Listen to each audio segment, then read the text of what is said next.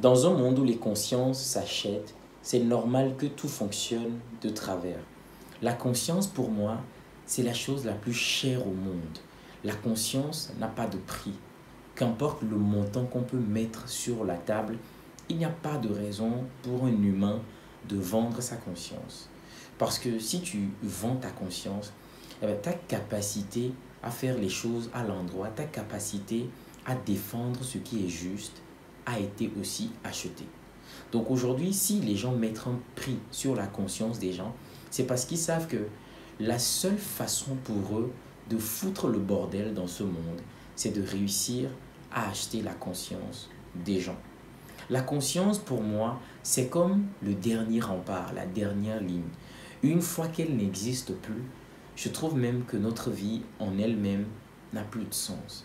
Parce que la conscience, pour moi, c'est cette voix intérieure qui essaye de nous éclairer. Ou même pas qui essaye, mais qui nous éclaire. C'est cette voix qui nous indique la bonne direction dans laquelle nous devons aller. Mais malheureusement, aujourd'hui, les gens ont vendu leur conscience.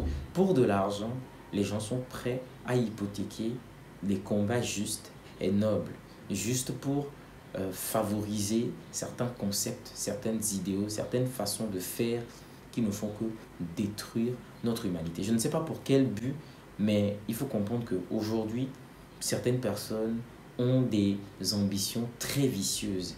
Et puisque ces personnes ont les moyens, ont les ressources, elles sont prêtes à désorienter tous les autres pour assouvir leurs vices. Votre conscience est votre richesse. Si aujourd'hui dans ce monde, vous avez encore une conscience et que vous n'êtes pas un vendu, vous êtes quelqu'un de magnifique, vous êtes quelqu'un d'agréable. Pour rien au monde, aussi longtemps que vous le pouvez, ne soyez pas disposé à troquer votre bon sens, votre bienveillance, vos valeurs, votre éthique pour de l'argent. Parce que c'est la seule façon possible pour nous de pouvoir sauver ce monde. Si on peut mettre de l'argent sur tout et n'importe quoi, alors ça devient extrêmement dangereux.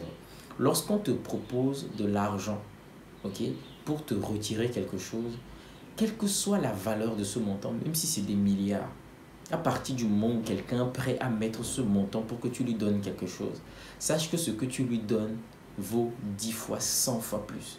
C'est clair. Parce que cette personne ne se gênerait pas à mettre autant d'argent sur quelque chose si elle n'est pas convaincue que ce qu'elle veut retirer chez toi a beaucoup plus d'importance. D'accord? Donc très important pour nous aujourd'hui de marcher droit, de faire un effort, bien que ce n'est pas facile dans ce monde où on est constamment tenté, où les choses deviennent de plus en plus difficiles, où les gens veulent s'en sortir. Lorsqu'on propose tout et n'importe quoi aux gens, les gens sont preneurs parce que le quotidien est devenu très difficile. Mais malgré cela, marchons dans la droiture, ne nous laissons pas influencer dans des choses qui vont non seulement nous nuire, mais détruire aussi les gens autour de nous. Deuxième chose aussi qu'il faut savoir, c'est que plus les choses vont devenir difficiles, plus le quotidien va devenir difficile, moins on aura des personnes qui seront disposées à aider les autres. Je sais que dans ce monde, ce que les gens se disent, c'est qu'il y a énormément d'argent. Les milliardaires, les personnes qui sont riches peuvent aider le nombre de pauvres qu'il y a sur cette planète. Mathématiquement, quand on fait les calculs, c'est vrai. Il y a des personnes qui brassent tellement d'argent que s'il faut rétribuer, il faut redistribuer, tout le monde en aura assez. Mais c'est plutôt l'inverse, n'est-ce pas? Dans un monde où les choses deviennent de plus en plus difficiles, où le bon sens serait de partager, d'aider les autres, c'est plutôt l'inverse. Les choses deviennent difficiles et les gens n'aident pas. Et les gens croupissent dans la misère, dans le manque, dans la galère. Vous savez pourquoi c'est comme ça? Lorsque les choses deviennent difficiles, les gens développent ce qu'on appelle la peur du manque. Quand les choses deviennent difficiles, avant même que les gens ne soient dans le manque, les gens pensent déjà qu'ils vont manquer. Donc ça va provoquer la peur du manque. Donc les gens vont vouloir accumuler. Les gens vont vouloir protéger le peu qu'ils ont.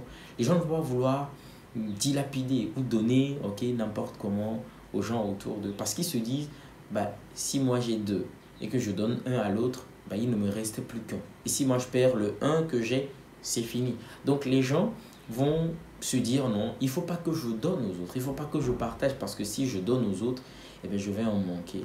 Mais en soi, ce n'est pas quelque chose, c'est normal, c'est logique, je peux dire. Mais là où c'est dangereux, c'est que l'humain n'en a jamais assez. Dans cette quête de vouloir je sais pas, se réserver une part, se faire des économies et tout, il va en abuser. Voilà pourquoi les gens vont finir par tomber dans l'avidité.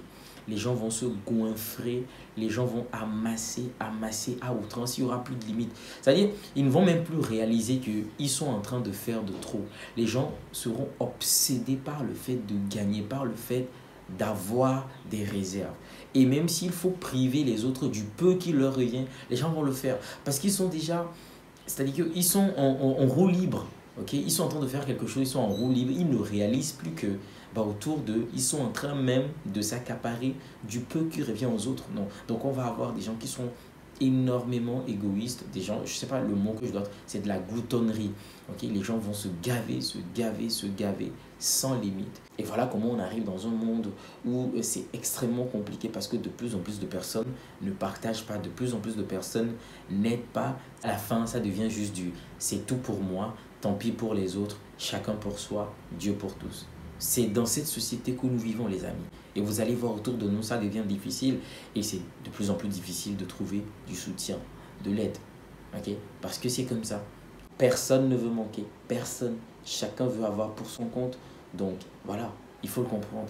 La troisième leçon, c'est que tu comprennes que tout ce qui te semble facile aujourd'hui te semblera difficile demain. Et tout ce qui te semble difficile aujourd'hui te semblera impossible demain.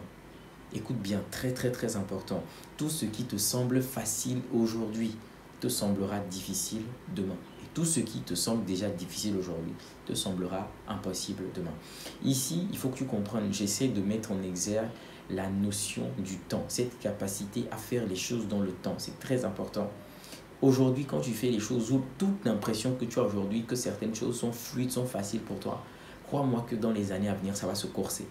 Ça va se corser. Relativise et observe.